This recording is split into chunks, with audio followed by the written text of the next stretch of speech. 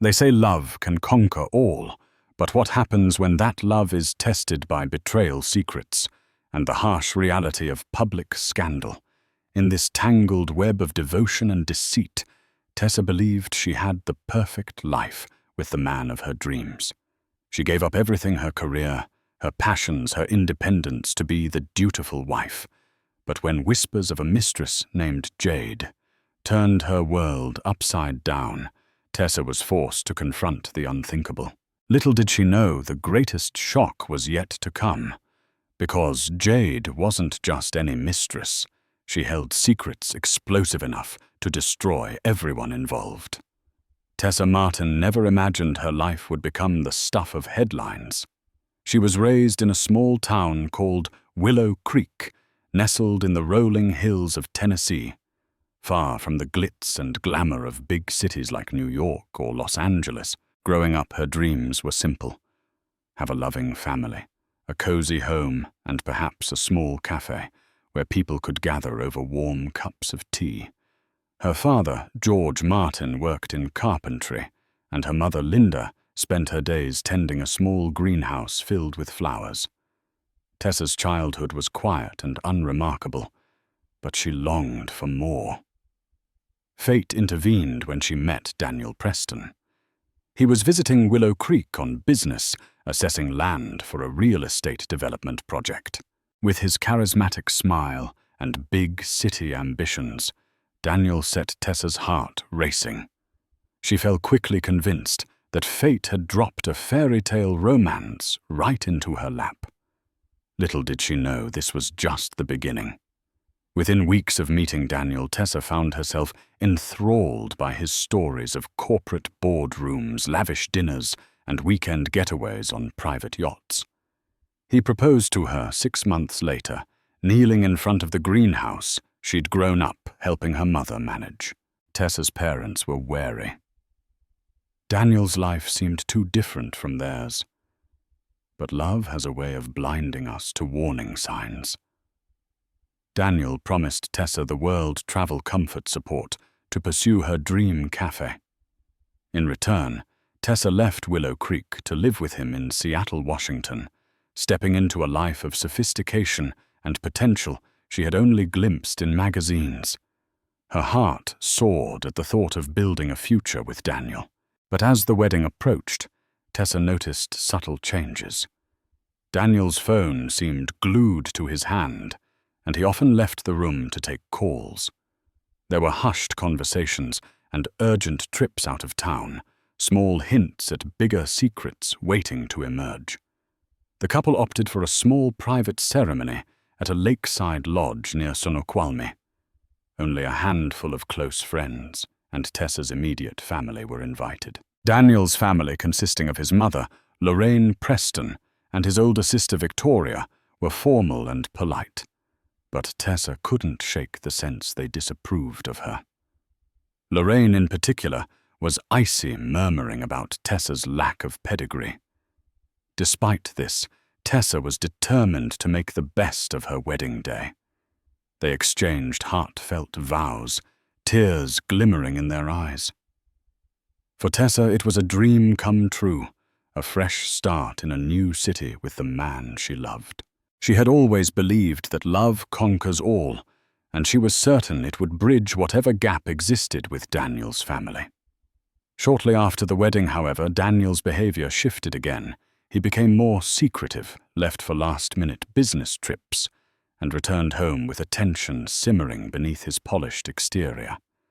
When Tessa learned she was pregnant, she was overjoyed. This was the next chapter. She had always wanted: motherhood, building a family, and maybe finally setting up that cozy cafe. Her doctor confirmed that everything looked healthy for both mother and child. Tessa's excitement was boundless, yet Daniel's reaction was muted. He offered a tight smile and mumbled about the additional expenses of a baby. Tessa chalked it up to stress. Daniel was climbing the corporate ladder at lightning speed. Perhaps the idea of fatherhood weighed on him as a new responsibility. At Daniel's insistence, Tessa stopped working to focus on her pregnancy. He promised to financially support her and assured her that his success was their success.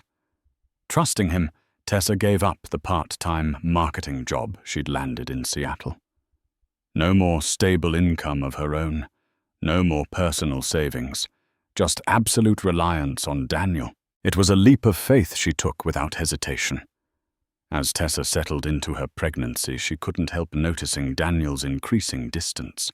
He spent late nights at work, rarely answered her calls, and seemed to be losing interest in the joys of her pregnancy. Whenever Tessa tried to bring up the nursery decor or baby names, Daniel brushed her off with a curt, "Later, I'm busy." One afternoon, as Tessa waited outside Daniel's office for a routine doctor's appointment, she saw a woman gliding out of the lobby. Tall, elegant, and dressed in a tailored black suit, she paused to greet Daniel's assistant in a familiar way. Tessa's stomach churned with a sudden knot of anxiety. There was an inexplicable sense of intimacy in the woman's gesture.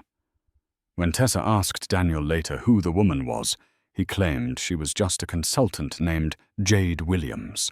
But the way his eyes darted away, the way he changed the subject so quickly, it sparked new suspicions Tessa couldn't ignore. Over the following weeks, Tessa tried to live the perfect wife's life.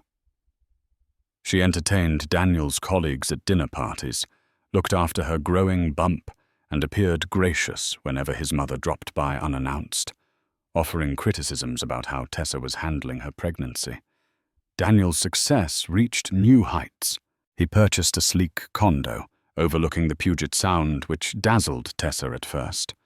Marble countertops, floor-to-ceiling windows, and a stunning view of the water. She felt she was living someone else's glamorous life. But a restlessness crept in. The more extravagant Daniel's lifestyle became, the more hollow it felt. Late one night, Tessa woke up to find the bed empty. She found Daniel pacing on the balcony phone, glued to his ear. The way he spoke, hushed, urgent, with occasional laughter, did not sound like a typical business call. It was personal, intimate, and Tessa felt a creeping dread that her suspicions were about to be confirmed. Driven by a gnawing fear, Tessa decided to do what she never thought she would: check Daniel's phone messages. He'd left his phone charging in the living room. As she scrolled, her heart pounded. She discovered texts from a contact labeled "Work Jade," but the messages had nothing to do with real estate deals or corporate expansions. They were intimate discussions of stolen weekends, shared confessions, whispered promises of a future. Tessa's breath caught in her throat when she read Jade complaining about that gullible woman at home. The phrase stung like a hornet.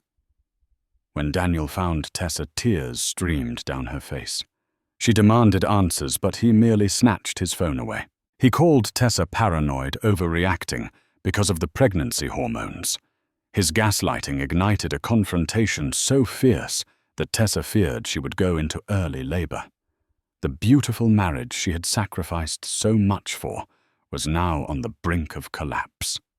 Over the next day, Tessa shut herself in the guest bedroom, refusing to see Daniel.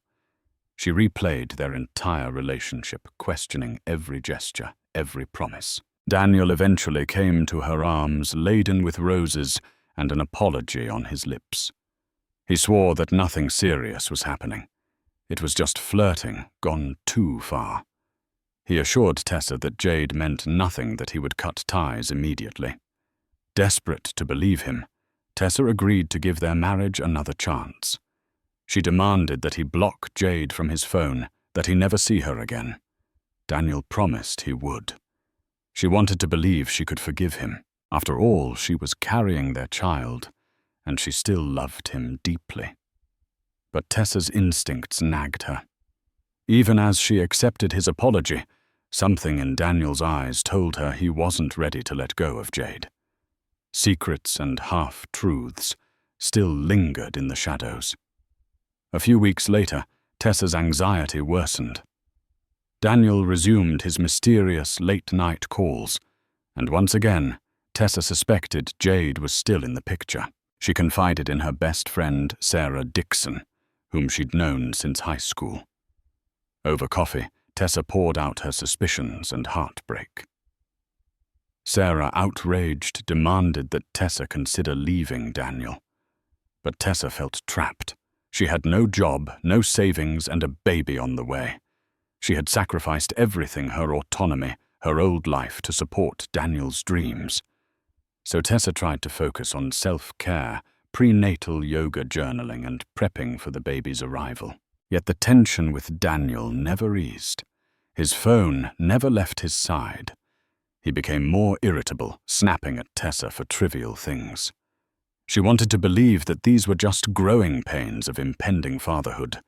Deep down, however, she sensed that something far darker was roiling beneath the surface.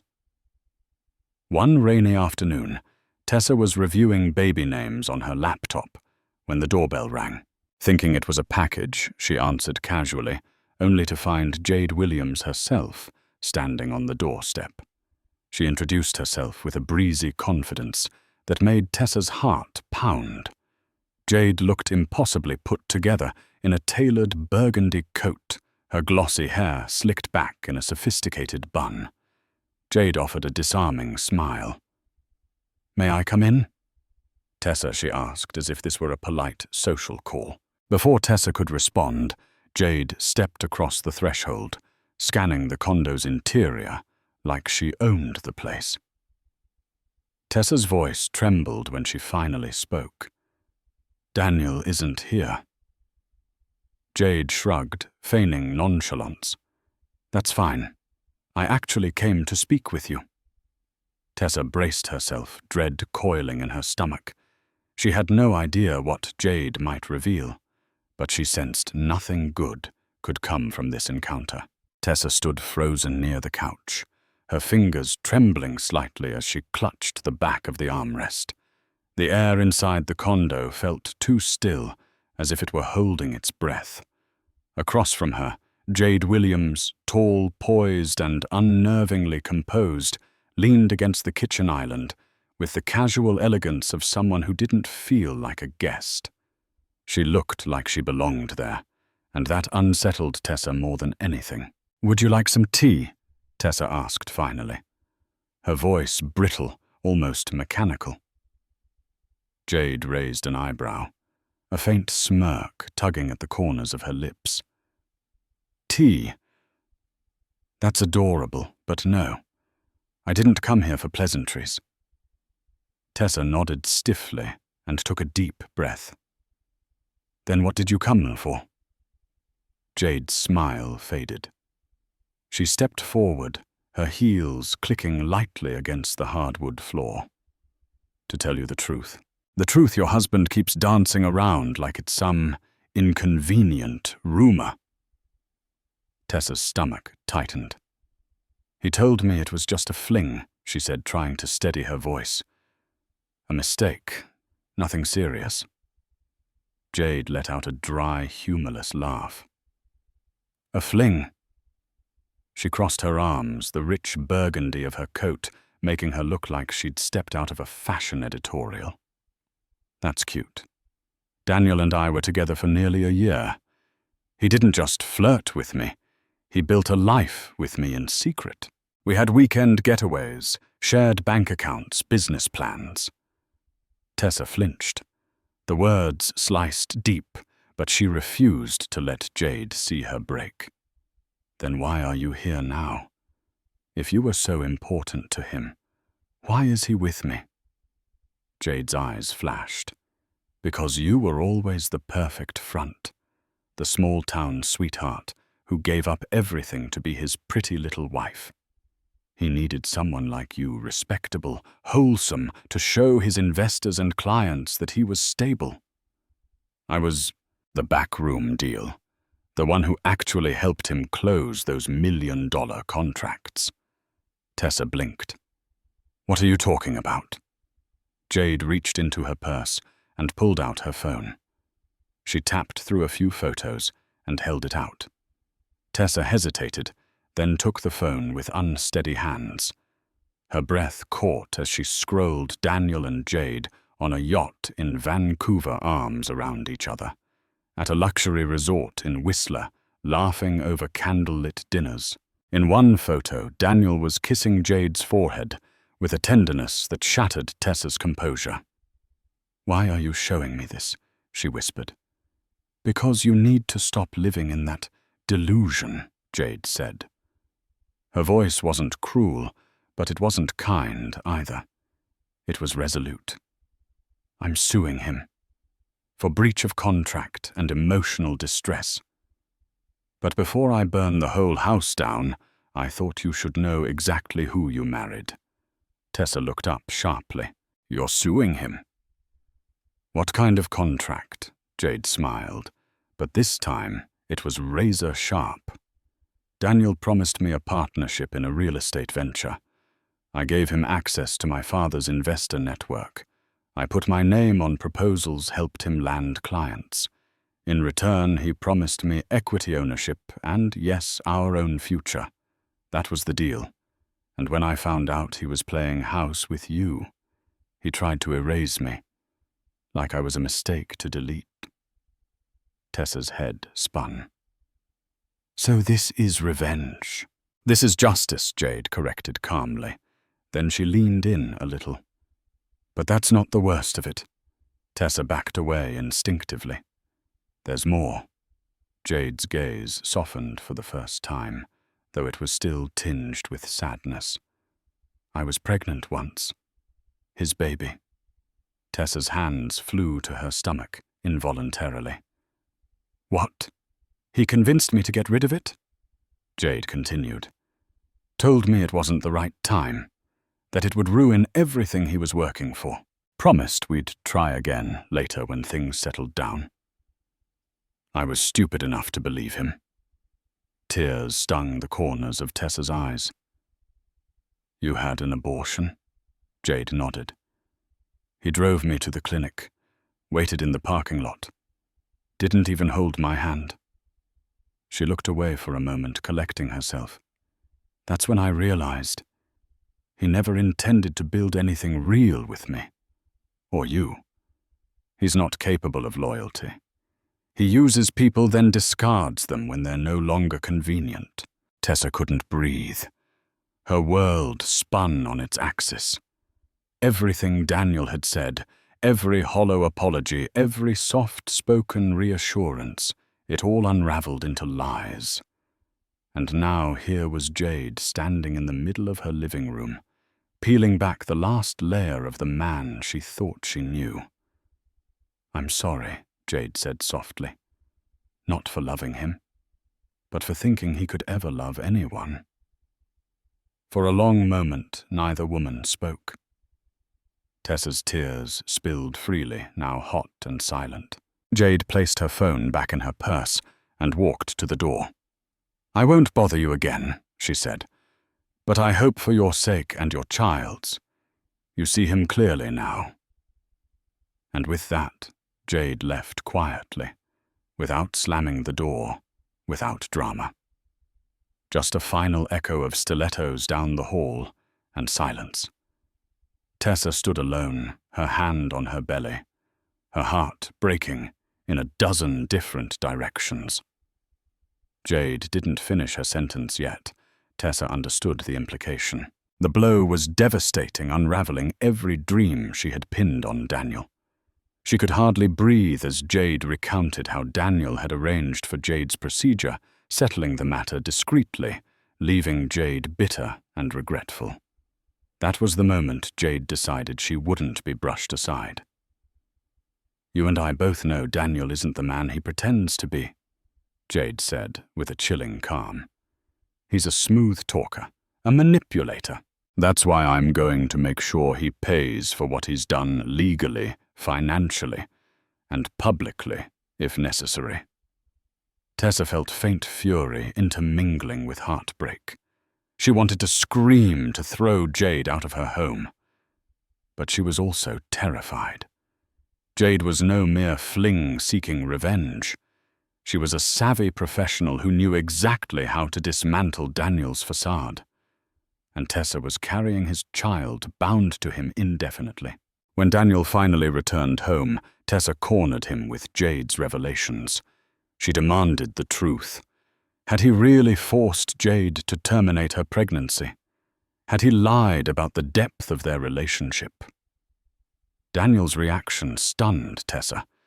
Instead of remorse, he lashed out. He accused Jade of being obsessed, a liar, who fabricated stories for attention.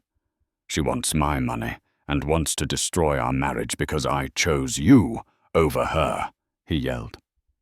Tessa couldn't tell what was true anymore. Desperate, she asked him to swear on their unborn child's life. He hesitated, eyes flickering with something close to guilt. Still, Daniel doubled down, insisting Jade was manipulating Tessa. I never asked her to do anything, he hissed. She's trying to sabotage us. Tessa felt torn. She knew Daniel could be charmingly manipulative, yet she also feared Jade's cunning. Unsure whom to trust, Tessa's faith in her marriage eroded further. Overnight, Tessa's world morphed into a nightmare. Jade's words echoed through her mind. She tried to focus on self-preservation. She told Daniel to cut Jade out of his life completely. No emails, no phone calls, no hush money. If you want this marriage to work, she said, you have to prove it. Daniel resisted, claiming Jade would make everything worse if he cut contact abruptly. He insisted on handling it his way. Tessa realized she was no longer an equal partner in her own marriage. She was at Daniel's mercy. In a moment of desperation, Tessa called her father for advice. George Martin, sensing his daughter's distress, implored her to come home until she could figure things out. But Tessa couldn't imagine leaving Seattle. She was ashamed of how her parents would react, how her small-town neighbors would whisper.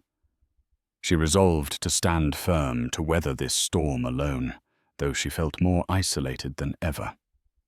Despite Tessa's misgivings, she and Daniel carried on with the facade of a normal marriage. The baby's due date was 4 months away, and Tessa tried to funnel her energy into prenatal classes. Yet she could sense the tension building in the background. Daniel was restless, edgy. His business deals grew more complex, and Jade was never entirely out of the picture. One afternoon, Tessa decided to investigate further. She accessed Daniel's old laptop left in a cabinet for months, hidden in an obscure folder labeled Consulting. She found a cache of photos and documents linking Daniel not just to Jade, but also to questionable financial dealings. There were logs of expensive gifts and wire transfers to an account under Jade's name. Shaken, Tessa realized Daniel had lied to her about almost everything. Her unborn child's father was embroiled in a twisted web of deception, and she had no idea how to break free.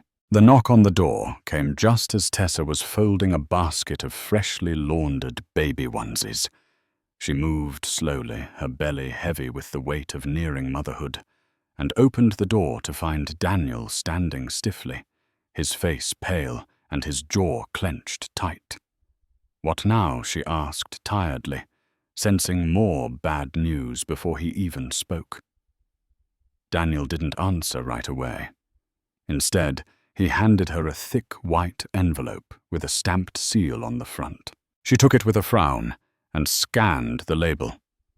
King County Superior Court. Her heart skipped a beat.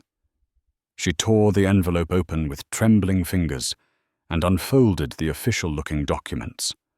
Her eyes darted over the legal jargon. Plaintiff-defendant, emotional distress, breach of contract, and then stopped cold at the plaintiff's name, Jade Williams. Tessa felt the blood drain from her face. She's suing you, Daniel, pressed his fingers to his temples and sank into the couch like a man twice his age. Yes. Apparently she thinks I broke some kind of deal. This is just a stunt. She's bluffing. Tessa's mind reeled. Breach of contract. What contract? She claims I promised her a share in a business project, Daniel muttered, avoiding her eyes. And that I used her connections to land funding. It's all made up.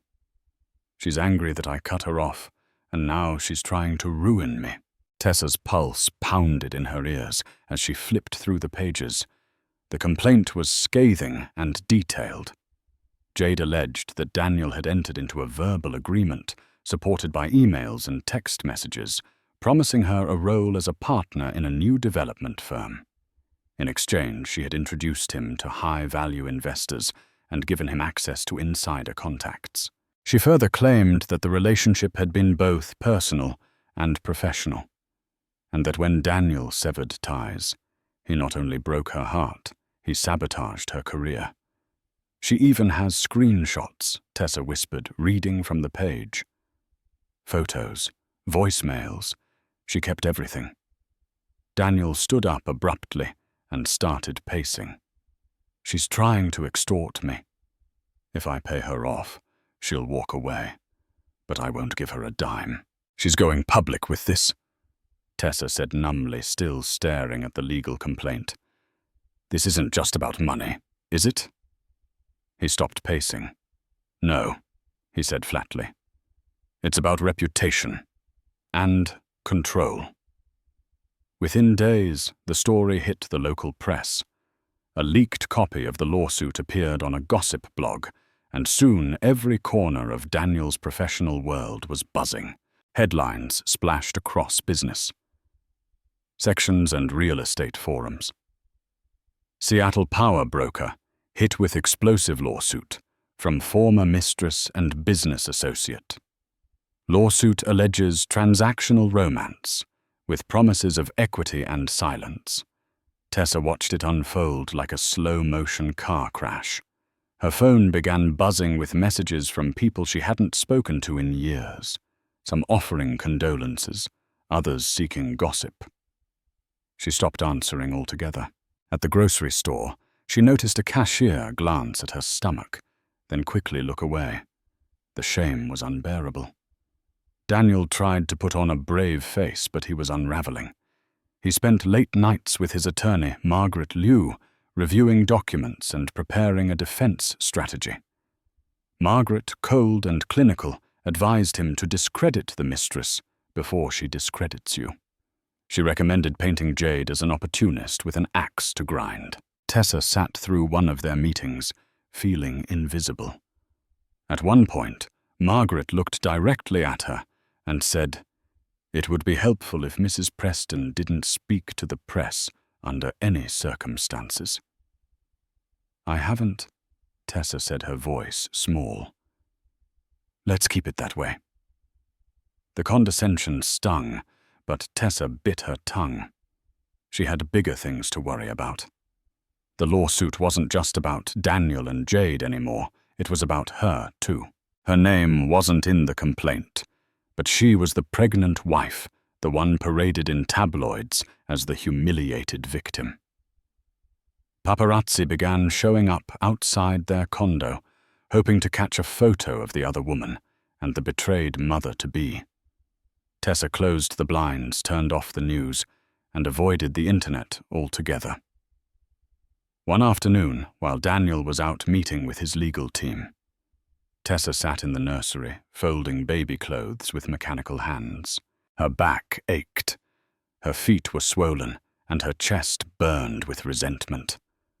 Every room in the house felt tainted by Daniel's lies. The crib they had chosen together now looked like a symbol of betrayal rather than joy. When she finally picked up the phone to call her best friend Sarah, her voice broke the moment Sarah answered. "I can't breathe in this place anymore," she sobbed. "Every time I close my eyes, I see her face. I hear his lies. And now everyone knows. The whole world knows." Sarah was quiet for a long moment, then said gently, "You don't have to stay. You never did." "But where would I go?" Tessa whispered. "You come here." to me, or to your parents. You're not alone, Tessa. You were never alone. That night, Tessa sat awake while Daniel snored in the other room, oblivious. She held her belly and whispered to the child growing inside her, I don't know what kind of world you're about to come into, but I promise I'll protect you, even if I have to walk away from everything. For the first time in weeks, she felt something shift inside her. Not fear, not grief. Resolve. News of the lawsuit rippled through Daniel's workplace and social circle. Rumors spread like wildfire. Tessa was mortified her husband's affair was now public knowledge, fueling endless gossip and speculation. She dreaded leaving the condo, terrified she'd run into someone who recognized her as that pregnant wife. In desperation, Daniel hired a high-powered attorney, Margaret Liu. She was a no-nonsense woman in her late 50s, known for her fierce courtroom demeanor. Tessa met Margaret only once, and the lawyer's disapproving glare spoke volumes. She advised Daniel to keep his wife under control, to avoid any additional public spectacle. Tessa felt belittled, but Daniel offered no comfort.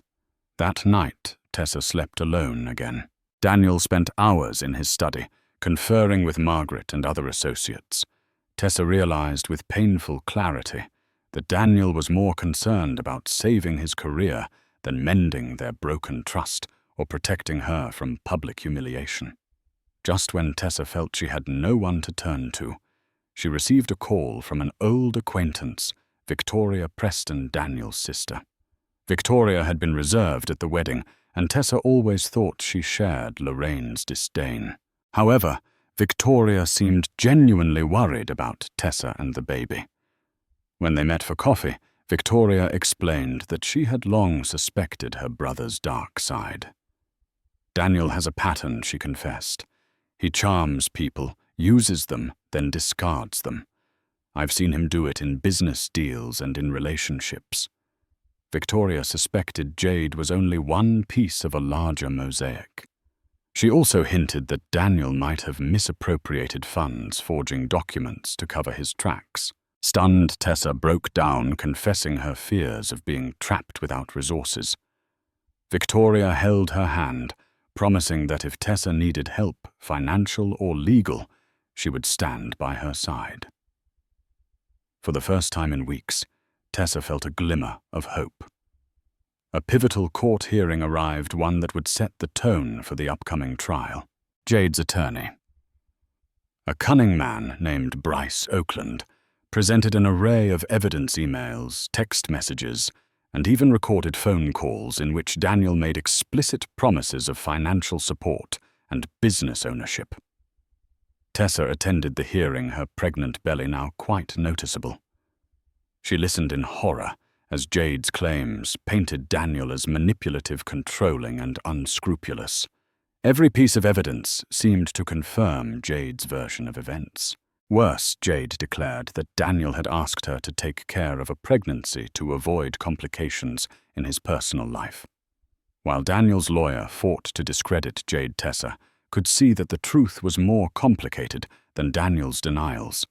The judge set a subsequent trial date, and the press was already buzzing with rumors about the high-profile scandal.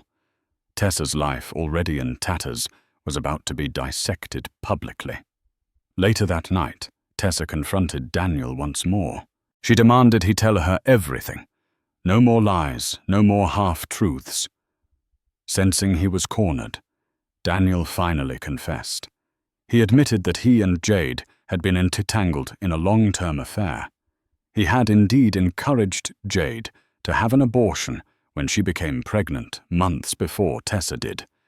Daniel insisted that he truly loved Tessa, but he had been seduced by Jade's ambitions and connections. She had introduced him to key investors, smoothing the way for lucrative deals. As for the lawsuit, Daniel claimed he never formally promised Jade a business partnership. It was all an attempt to keep her from going public. Tessa stood there numb. She was furious and heartbroken in equal measure. Everything she thought she knew had fallen apart. Daniel's entire confession was an admission of betrayal and cowardice, and Tessa had to decide what to do next. Tessa spent the following days wrestling with questions of loyalty, forgiveness, and her child's future. Part of her wanted to leave Daniel immediately. Another part worried about how she would support herself and the baby alone.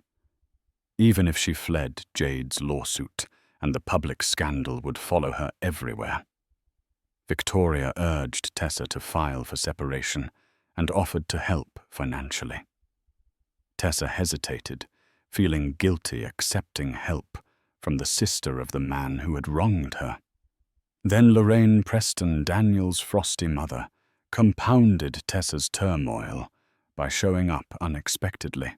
Lorraine blamed Tessa for Daniel's predicament, accusing her of not maintaining a proper household or satisfying her husband's needs. Tessa was too shocked to respond. Lorraine left with a sneer, warning Tessa that if she brought further disgrace to the Preston name, she'd regret it. Isolated, belittled, and nearing her due date, Tessa had never felt more vulnerable.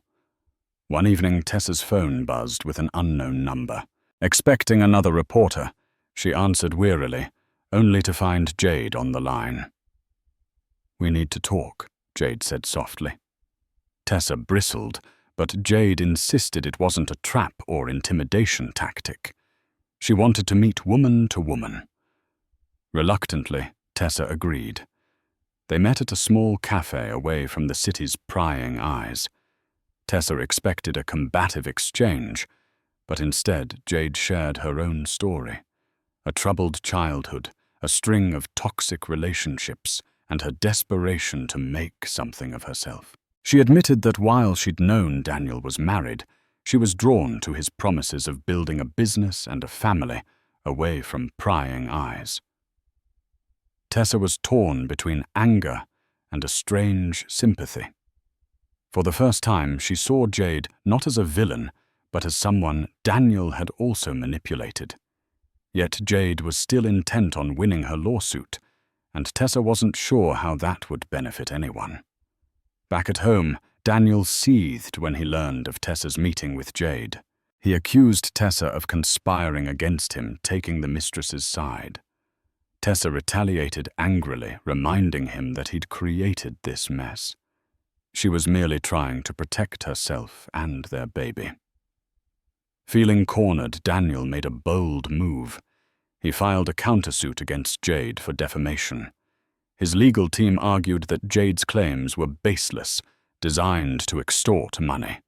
The tabloids ate it up. New headlines blared daily about the battle of the pregnant wife versus the cunning mistress, stoking the public's fascination. Tessa found herself trapped in a bizarre spectacle, forced to attend court hearings that churned up humiliating details of Daniel's infidelities. Even worse, the stress started affecting her health.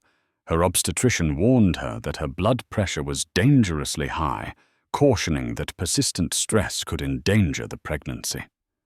Still, Tessa could see no immediate escape. As the lawsuit escalated, Tessa's emotional turmoil intensified. She lay awake each night, anxiety gnawing at her mind. Was she selfish for thinking about leaving Daniel, thereby fracturing her child's family before it even began? Or was she endangering herself and her baby by staying? Daniel, overwhelmed by legal fees and negative publicity, grew more distant than ever. He also grew resentful. Tessa's presence reminded him of his guilt. Their arguments escalated to shouting matches, and Tessa worried neighbors would call the police. More than once, she cried alone in the bathroom, clutching her belly, whispering, "I'm so sorry," to the unborn child caught in the crossfire. Meanwhile, Jade pressed forward with her lawsuit. Tessa found it absurd, two women both pregnant by Daniel, fighting for different reasons. But Jade's personal heartbreak fueled her legal campaign, and Tessa couldn't deny a grudging admiration for her perseverance. At last, the case went to trial. Cameras flashed outside the King County Courthouse. Reporters swarmed, capturing every moment of the love triangle saga. Jade's suit against Daniel was front-page fodder. Tessa took her seat behind Daniel's legal team, feeling nauseous not only from pregnancy but from dread. Jade's attorney, Bryce Oakland, opened with a scathing summary of Daniel's misdeeds: emotional manipulation, broken promises, coerced abortion. Evidence after evidence was presented: text messages, hotel bills, and even a voice recording in which Daniel appeared to acknowledge owing Jade for her silence. Tessa sat through it all, her heart pounding with rage and shame. Margaret Liu Daniels' attorney countered by painting Jade as an opportunist who latched on to Daniel to advance her own career. She dismissed Jade's evidence as circumstantial or fabricated. But Tessa could see the cracks in Daniel's defense. The question was, how big would those cracks become by the trial's end? On the second day, Tessa was unexpectedly called as a witness. Jade's team knew her testimony could make or break their case. Tessa's hands trembled as she took the oath. She was torn between protecting her husband, despite his betrayal, and telling the truth. Under Bryce Oakland's questioning, Tessa acknowledged discovering Daniel's affair through text messages. She testified that Daniel had shown remorse, but continued seeing Jade. She also admitted that Daniel's behavior had been secretive and controlling. When asked about the possibility of Jade's pregnancy, Tessa hesitated. "Daniel told me it happened, but that Jade chose to terminate," she said, her voice quivering. "I was told it was consensual. I don't know the details." Margaret Liu tried to discredit Tessa's statements, implying Tessa's emotional state made her an unreliable narrator. But Tessa refused to be cornered. She stuck to the facts. By the time she stepped down, she felt shattered, yet oddly relieved at having spoken her truth. The emotional toll proved too great for Tessa's pregnant body. Leaving the stand, she felt light-headed. Her vision blurred, and she nearly collapsed in the courthouse hallway. Paramedics were called, and Tessa was rushed to the hospital. The doctors diagnosed severe stress-related hypertension. Tessa was placed on bed rest to avoid premature labor. She spent nights in the hospital alone as Daniel juggled court appearances and damage control. Only Sarah Dixon, her best friend, and Victoria Preston visited regularly, offering emotional support. In the sterile hospital room, Tessa finally confronted the bleak reality: Daniel cared more about salvaging his reputation than his wife's well-being. One night, when Tessa was half asleep, Daniel dropped by, briefly gave her a cursory "Hope you're okay," and rushed off to meet his attorney. She realized that her marriage was beyond repair, and something within her began to harden. Meanwhile, Jade's legal team procured documents that could devastate Daniel's defense bank statements, showing multiple transactions from Daniel to Jade's account, clearly labeled consulting fees and emails, hinting that Jade had lent Daniel her father's connections in exchange for a stake in a new real estate venture. This was more than infidelity. It was potential fraud. The possibility of a criminal investigation loomed. The media latched onto the story, painting Daniel as a morally bankrupt businessman who used women and shady deals to climb the corporate ladder. Unbeknownst to Tessa, Jade herself was conflicted. Despite her anger, she felt pangs of guilt every time Tessa's hospitalization was mentioned in the press. But Jade resolved that the lawsuit had to proceed. For her, it was more than revenge. It was an assertion of power she'd been denied. She would no longer be the woman Daniel tossed aside. The final month of Tessa's pregnancy approached. Bed rest gave her plenty of time to reflect. She saw a counselor who encouraged her to consider her own well-being emotionally, financially, and physically. The reality was stark. If Tessa stayed, she'd be tethered to Daniel's toxic world.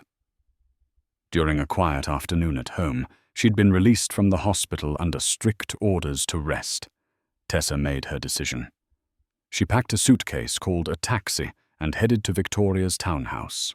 Surprised but sympathetic, Victoria welcomed Tessa. Over chamomile tea, Tessa confided her plan. Once the baby was born, she would file for divorce, secure child support, and start over in Willow Creek if necessary.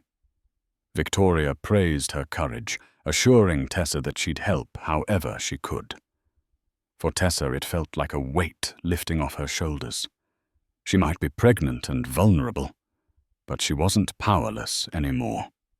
2 weeks later, Tessa went into labor unexpectedly. The pain gripped her while she was sorting through baby clothes at Victoria's. Panicking Victoria rushed her to the nearest hospital. Despite the tension and heartbreak swirling in her life, Tessa focused on bringing her baby safely into the world. After hours of grueling labor, Tessa gave birth to a baby girl whom she named Sophia Rose. Holding Sophia for the first time, Tessa felt an indescribable wave of love and determination. She swore she would protect her daughter from the toxicity Daniel had unleashed. Daniel arrived at the hospital late, reeking of alcohol. He half-heartedly congratulated Tessa, then insisted on holding the baby for a few moments. Tessa allowed him, but the sight filled her with an uneasy sadness. She realized then that Daniel's presence could no longer overshadow her child's future.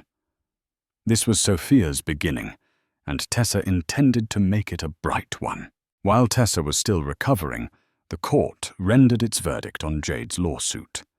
Jade won the civil case against Daniel for breach of contract and emotional distress, though the financial award was smaller than she'd hoped. The judge believed Jade's evidence that Daniel had made explicit promises he failed to honor, but also noted Jade's own questionable motives. For Tessa, it was surreal to hear that her husband, still legally so, had lost in court. The scandal tarnished Daniel's professional reputation, forcing him to step down from his executive role. Investors fled his projects, and some threatened to file their own lawsuits. His downfall, once unimaginable, now looked inevitable. Jade, meanwhile, gave a brief statement to the press, emphasizing that her legal victory was about accountability. Public opinion was split. Some saw Jade as an opportunist, others as a wronged woman fighting back. Tessa watched from a distance, too emotionally exhausted to even form an opinion. In the weeks after the verdict, Daniel tried to rebuild the tatters of his life. He approached Tessa with a last-ditch plea to work things out, but she stood firm. She wanted a legal separation. No more illusions of a happy family. Victoria and Sarah formed Tessa's support system as she navigated the paperwork. She filed for custody of Sophia, though she allowed Daniel visitation rights. She wanted Sophia to know her father, but on Tessa's terms. Meanwhile, Tessa found a part-time marketing job, her old skill set, proving useful for a small organic food company. It wasn't glamorous, but it was a step toward regaining independence. Days passed in a blur of diapers and settlement negotiations. Tessa was exhausted, yet resolute. She might not have the fairy tale marriage she once dreamed of, but she did have a plan for a new life, one built on her own strength, not Daniel's empty promises. A few months later, Tessa decided to take Sophia to Willow Creek for a visit. Sarah offered to drive, and they set off early in the morning. As the familiar countryside rolled by, Tessa felt a wave of nostalgia and regret. She had left this peaceful place, chasing the dream of a perfect life with Daniel. Now she was returning as a single mother, battered by betrayal, but also stronger for it. Her parents greeted her with tears of joy, doting on baby Sophia. It was a weekend of healing. Tessa strolled along the old dirt roads, visited her father's carpentry workshop, and took Sophia to see her grandmother's greenhouse. For the first time since the scandal erupted, she felt a sense of calm. Before leaving, Tessa's father pulled her aside. "You've been through a lot, Tess," he said softly. "We're proud of you for standing up for yourself. Always remember, you have a home here." Back in Seattle, Tessa received an unexpected email from Jade, a short note saying she was moving to Los Angeles to start fresh. She'd used part of her settlement to buy into a startup that specialized in marketing for real estate companies, a twist of irony that made Tessa smile sadly.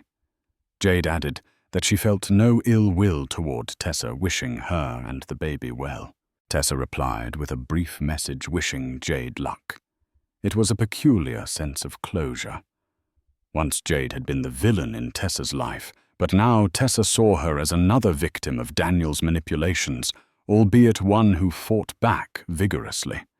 The messy court battles, the betrayal, the heartbreak, none of it could be undone. But Tessa felt a small relief knowing Jade would be far away, forging her own path. Everyone, it seemed, was trying to move on from the wreckage Daniel had caused. With Jade gone and Daniel facing financial ruin, Tessa found herself surprisingly free. She rented a small but comfortable apartment in a quieter part of Seattle. The lease was in her name alone, and for the first time since leaving Willow Creek, she felt a sense of ownership over her life. Sophia was her beacon, a reminder that new life and hope could spring from even the darkest circumstances. Day by day, Tessa learned to manage single motherhood, sleepless nights, frantic morning bottle feedings, rush-hour traffic to her marketing job. It was exhausting yet empowering. She no longer worried about hidden phone calls or secret bank transactions. Her life might be simpler, but it was honest. Tessa decided to reopen the dream she once had a cafe. She began drafting a business plan during Sophia's nap time, determined to create something that was wholly hers. A spark of ambition lit in her anew. One morning, Tessa ran into Daniel at a local park. He was there with a friend, looking more disheveled than she'd ever seen him. Lines of worry etched his face. When he noticed Tessa pushing Sophia's stroller, he approached hesitantly. "How's my daughter?" he asked, voice subdued. Tessa allowed him a moment to see Sophia, who was babbling, happily oblivious to the tension between her parents. Daniel looked at Sophia with a deep sorrow. Maybe it was regret for what he'd lost. Maybe it was shame for what he'd done. He apologized to Tessa truly for the first time. He acknowledged that no apology could fix the past, but he wanted Tessa to know he'd found therapy and was trying to become a better person. Tessa listened, tears welling in her eyes. She nodded, accepting his apology for what it was, but knowing it wouldn't change her decision. She had moved on. Months went by. Tessa's divorce from Daniel was finalized, granting her full custody and a modest child support agreement. With Victoria's help, she secured a small loan to lease a storefront near Pike Place Market, a bustling tourist spot. It was risky, but Tessa believed in her vision. She spent weekends repainting the walls in soft pastels, installing rustic wooden shelves, and picking out second-hand furniture with cozy charm. She named her cafe Sophia's Hearth, dedicating the space to her daughter as a symbol of hope. Every detail from the chalkboard menu to the handmade pastries reflected Tessa's journey from heartbreak to independence. When the cafe finally opened, it was slow at first. But word spread about the welcoming atmosphere, the locally sourced teas, and Tessa's warm smile. Slowly, business picked up, and Tessa began to see a future that was brighter than any fairy tale she'd once imagined with Daniel. On a busy afternoon at Sophia's Hearth, Tessa spotted a familiar face entering the cafe, Margaret Liu, Daniel's former lawyer. Tessa stiffened, recalling Margaret's cold demeanor. To her surprise, Margaret offered a polite smile and approached the counter. "I've heard good things about this place," Margaret said, nodding at the bustling interior. She ordered a latte and, after taking a sip, complimented Tessa on the delicious brew. Then Margaret sat down and asked if Tessa had time to chat. Margaret explained that she was looking for a new legal marketing partner, someone to coordinate social media branding and client outreach for her firm. She had seen Tessa's marketing work and was impressed by her resilience. Though Tessa felt a surge of past resentment, she recognized this as an opportunity to expand her freelance marketing portfolio and secure additional income for Sophia's future. After a moment's hesitation, Tessa agreed to consider the offer. After Margaret's proposal, Tessa spent days weighing the pros and cons. Margaret represented a painful chapter of her life, but this contract could significantly bolster Tessa's finances and help her secure a stable future for Sophia. Eventually, she set aside personal grudges and accepted seeing it as a strategic business move. Their professional relationship turned out surprisingly positive. Margaret was impressed by Tessa's thoroughness and creativity, while Tessa found Margaret to be straightforward and efficient qualities she'd underestimated before. Over time, they forged an unlikely camaraderie rooted in mutual respect. The collaboration not only boosted Tessa's confidence, it also helped her refine her marketing skills, which she applied to Sophia's hearth. The cafe's online presence improved, drawing in more customers. For the first time since the fiasco with Daniel, Tessa felt that the world wasn't stacked against her. She was carving her own path and building alliances on her own terms. A year after Sophia's birth, Tessa was a different woman. Her life was no longer defined by Daniel's betrayal or Jade's lawsuit. Instead, it was defined by early mornings at the cafe laughter with Sophia and evenings spent refining marketing strategies. Tessa allowed Daniel occasional supervised visits. He seemed genuinely remorseful attending therapy and attempting to rebuild a strained relationship with his daughter. While Tessa wasn't ready to fully forgive, she recognized that harboring resentment served no one, least of all Sophia. One evening after closing up the cafe, Tessa gazed at the twinkling lights of Seattle. She recalled the naive girl who had once arrived in this city, starry-eyed and trusting. Now she was a business owner, a mother, and a survivor. She smiled, feeling a spark of gratitude in her chest. Even in a world brimming with deceit and heartbreak, she had discovered her strength, and that was priceless. In the end, Tessa's story isn't just about betrayal or a scandalous lawsuit. It's a testament to resilience, the power of a mother's love, and the courage to redefine one's life after total upheaval. From small-town dreams to high-stakes drama in the big city, she learned that surrendering everything for the illusion of love can lead to devastating consequences. Yet sometimes the ruinous chapters of our lives pave the way for a more authentic, empowered future. If Tessa's journey moved you, or if it reminded you of the strength that lies within each of us, we invite you to like this video, share it with friends who might need a dose of hope, and subscribe to our channel for more stories that delve into the human heart's triumphs and trials. Your support helps us bring you more inspiring narratives, so don't forget to hit that subscribe button. Thank you for watching. Until next time, stay strong and believe in new beginnings.